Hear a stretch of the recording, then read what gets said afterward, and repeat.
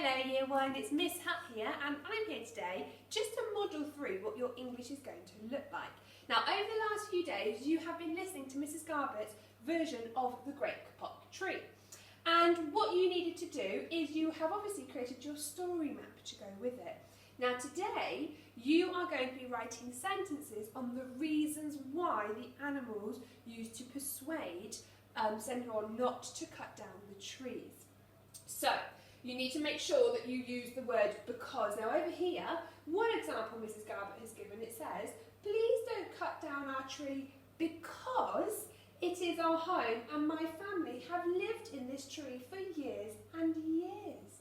Now there is a template on the next page that you can use. I'm actually going to use it because it's slightly easier for me to help organise my ideas. Now I've just listened to the story and one animal stuck out in my mind and it was the buzzy bee. So the rainforest animal is the bee. Now I wonder if any of you can remember what the reasons the bees used to try and persuade the kapok tree not to be cut down. Can you remember? What do bees do? They collect all the pollen, don't they?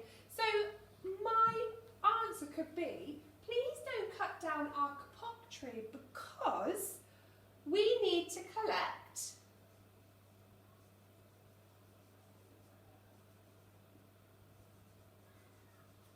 now what do they collect?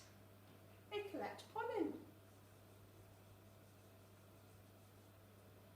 And what else do they do? When they've collected all the pollen, what do? They fly from flower to flower.